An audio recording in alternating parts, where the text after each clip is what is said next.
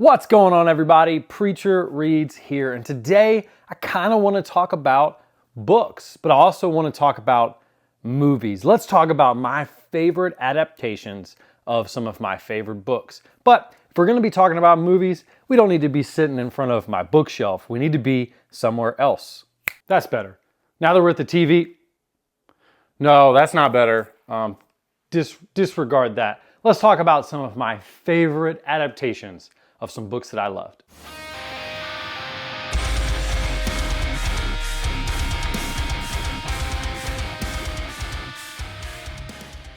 All right, guys, before we get started, make sure that you drop down in the comments some of your favorite book adaptations. And as I'm going through this list, if you disagree on anything, let me know. Or if I've nailed one of your favorite adaptations, please let me know in the comments. Like and subscribe. It helps people to find my content, and it helps just to support the channel. So let's get started with the first one. The first book I want to talk about encompasses the most important part of an adaptation, and that is not getting every single detail right from the book to the movie or to the show, but taking what the author intended for the text and putting it onto the screen in a way that gives the viewer the same feeling, teaches them the same themes, helps them to understand the same concepts, and just encapsulates the vibe and the tone and the feel of the story. And the best example I can give of that is Harry Potter. Not everything about the Harry Potter movies is exactly one-to-one with the books, but I don't know anybody who feels like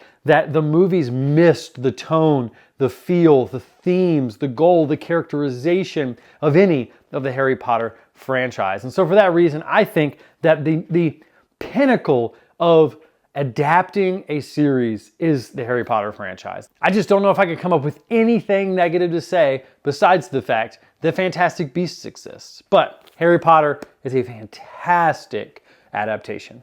Another great adaptation is one that's been making the rounds a little bit on BookTube here recently and is not for everyone, and that is American Psycho by Bret Easton Ellis. Now, if you have ever seen this movie, it is a lot. And if you've ever read this book, it's even more. It's gorier, it's weirder, it's more difficult to read than it is to watch for sure. But the goal of American Psycho was 100% accomplished within its movie adaptation. And I don't even want to begin to gush about the performances within that movie compared to what is in the book. It was nailed. It is exactly how I felt about that character. It's exactly what I pictured when I thought about them and their mannerisms and their way of speaking. It was perfect. Now, the movie does not go as far as the book, and that's probably because they wanted it to be able to be released. But if you've ever read this and haven't seen the movie, definitely watch it. You won't be disappointed. If you've seen the movie and you want to know about its original source material, pick it up. Just be prepared. Next up, we have one that a lot of people don't even know is a book. They love the movie, especially thriller and horror fans, but the book is so good, and that is Shutter Island by Dennis Lehane. Shutter Island is such a breathtaking, emotional, and haunting story, and the movie does such a great job of capturing that vibe, and Leo DiCaprio perfectly plays this main character. From the book to the movie, everything that needs to exist in the movie exists in a way that clarifies the book, that shines a greater light on the tones and the themes of the book. If you have never read the book, you've probably seen the movie. If you've never read the book, you need to give it a chance. I don't think you'll be disappointed. They're both fantastic. I don't even know which one I could say is the better version of the story. They're both just about perfect. Next up is one that is both a good adaptation, and I believe that the book is worse. I believe that the movie adaptation is better, and that is Fight Club by Chuck Palahniuk. This book is good.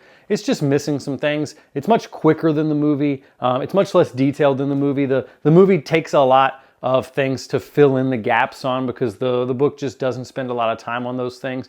But the movie is brilliant. Most people agree with this. The book is good. And the movie not only captures the vibe and the intent of the book, but expands on it without losing the main intent and purpose of Chuck Palahniuk. I think it's a fantastic adaptation, even better than the book, but without losing the feel of being a good adaptation, not just a good book. Next up, we've got something that shouldn't surprise you at all, and that is an entire section devoted to Stephen King, someone who has some of the best adaptations you've ever seen, and some of the worst. Let's talk about a couple obvious ones first. Within different seasons, there is Rita Hayworth in The Shawshank Redemption, which is the short story that was eventually adapted into The Shawshank Redemption, one of the greatest movies of all time. And it's also a fantastic adaptation. It's also very faithful to the source material in all the right places. If you've ever seen The Shawshank Redemption, you probably haven't read Rita Hayworth in The Shawshank Redemption, and you need to fix that. This is one of those that more people have watched the movie than they have read the source material. You need to do both, but it is such a good adaptation and a perfect picture of what is most easily adapted within Stephen King's work, and that is his drama and his shorter works. Another perfect example of that is The Body, which is also in different seasons, and you might know that by the movie Stand By Me, one of the best movies of all time. And again, another perfect example of probably what is the easiest and most adaptable of Stephen King, which is drama that is seemingly housed within a very real setting, not a ton of horror vibes, not a ton of supernatural vibes, but just one of those stories about real people in a real place that grips and tugs on your heart. I think The Shawshank Redemption and Stand By Me are perfect examples of just that. Also, side note, Secret Window is a fantastic movie, and I don't know why more people don't like it. Johnny Depp crushes it, and it's a great adaptation of the short story. Next up is my favorite movie of all time, and that is The Green Mile by Stephen King, possibly also my favorite Stephen King book of all time. Now, there's a little bit more fantasy in here, maybe a little bit more supernatural in here, maybe definitely some horrific elements, but just like the other two that I talked about, this is a perfect example of what is so easy to adapt about Stephen King to the screen, and that is fantastic characters and a gripping, real, gritty plot that draws you in and tugs at your heartstrings. The Green Mile movie is one of the greatest movies of all time for a reason. Most people would agree that have seen it that it is brilliant, and partly it is brilliant because of its source material being brilliant, but also the acting in that movie is 10 out of 10. Every single person nails their characters, and that is 95% of the reason why The Green Mile is such a good story, is the characterization and everything that revolves around falling in love with or hating the people that King has created, and the movie nailed it. Next up in my King list is a TV show and not a movie, and that is 11/22/63. If you have never seen the TV show, I believe it's on Hulu, it is fantastic. And it's not one-to-one with the book, but it is close enough, and it nails everything King was going for, from the characters to the plot to the tone and to the world. It is this combination of a love story and a mystery and a fantasy sci-fi novel. It's one of my favorite novels of all time. It's one of my favorite shows of all time. And I think that it is a brilliant example of how you adapt a pretty chunky book into a great TV show. And they just finished it. They got to the end, they finished the show, and it was over. They didn't try to take it beyond the source material. They just said, let's adapt this well and be done with it and let it stand on its own. So 11/22/63, must-read novel and a must-watch TV show. Next up is one that's interesting because it's book 2 in a duology, and book 1 is a famous movie, but it's one that Stephen King didn't love, and book 1 is The Shining. King did not love how it was adapted by Stanley Kubrick, but later on we got a book 2, and that book 2 is Dr. Sleep. Now, Dr. Sleep was then adapted later, and the most difficult part of adapting Dr. Sleep was that they wanted to be faithful to the source material, but they also wanted to allow it to tie in well with Kubrick's The Shining movie. And in order to do that, they had to straddle a few lines, do a few things a little differently, and try to capture it in a way that could accomplish both. And they absolutely nailed it. The acting is fantastic. The choices in making some deviations from the movie or the book in order to bring them together were fantastic. If you have never watched Dr. Sleep or read Dr. Sleep, you need to change that. Even if you were not a fan of the original Shining movie, or if you were, the second movie fits with both the movie and the book in a way that's very impressive. I absolutely loved it. Ewan McGregor was fantastic in it. It's just a great movie. Make sure you check it out. Next up, we have one with a little bit of a caveat, and that is that the later seasons of this TV show haven't necessarily been the greatest. But probably one of the best season ones of all time of any TV show that I've ever watched, is based on one of my favorite books, and that is You. You is such a creepy story with such an introspective look into the mind of a madman. And the TV show was brilliant, especially season one. Season one took what was a cool plot and took it in a way that didn't do everything exactly the same as the book, but most things, and then just ramped up the creep factor because you got to see what was going on in Joe's life and not just read it, but it still kept you in his head, which is so important because the real creepiness factor of this book and of this series is being in Joe's head, not just seeing from the outside what he's doing, but really being in his cranium and hearing his justifications and hearing his thought patterns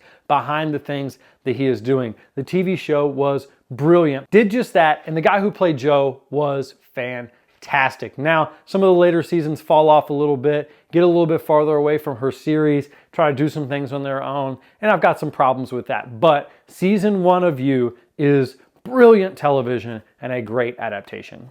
Next up is another one that was a pretty popular TV show, and a lot of people have not read the book, and that is The Leftovers. Now, there's a decent amount of things within this show that are slightly changed. It's definitely probably one of the least one-to-one adaptation to source material books on this list, but I thought the show still captured the vibe and the intent of the author in a way that was very impressive. Now, if you've never seen this show, it's really good. If you've never read this book, it's really good. It revolves around a rapture-like happening within this town where people disappear and the town has to deal with the fallout, the mystery, but also just the mourning that takes place. And you're following this family and this husband specifically who just can't handle it. And you're seeing the devolution of this town in the midst of what happened. You got to check out The Leftovers. It's so good, but I would highly recommend reading the book first and then experiencing a really, really good TV show. And last but not least, a TV show that has had its ups and downs. A TV show that is much more popular than the books. In fact, many of you watching this probably don't even know that they were books first. But here's the reason why I want you to go read these books. They're not great. They stay about a 3.75 all the way through. They're a little schlocky. They aren't the best written books. They're a little bit more pop.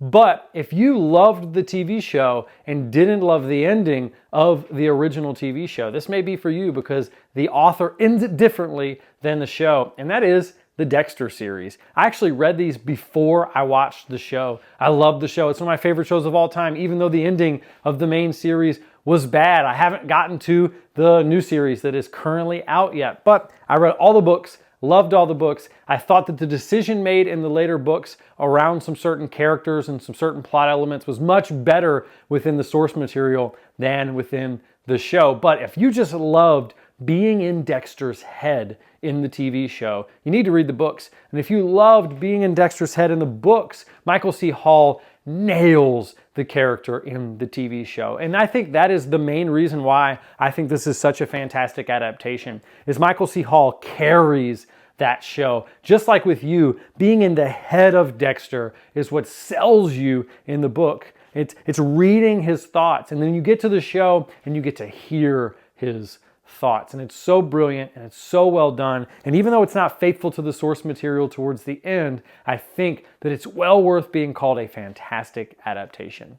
All right, I'd love to hear in the comments what your favorite adaptations are. Did you think I missed any that were really good? Maybe I haven't read those books yet. There's plenty of those that are on the list, like Jurassic Park and many others, Jaws, lots of really good adaptations of famous books. But these are some of my favorites that stick out. I know a lot of these are probably on y'all's list as well. Some of them are just great movies. Some of them are just great books. Some of them are both. But I want to hear from you in the comments. What are your favorite adaptations? What makes an adaptation great for you? And make sure you're keeping an eye out next week for a live stream I'm going to be doing on Thursday night for my birthday celebration. Can't wait to do it. Hope you guys will come hang out with us. If you would like to support the channel anymore, please like and subscribe in this video. You can find my Amazon wish list down in the description. I've received 5 books so far for my birthday using that Amazon wish list, which means I'm going to be doing a self-published book giveaway here in the next few weeks. So keep an eye out for that as well. All right, love you guys. Hope to talk to you in the comments, and I will see you later.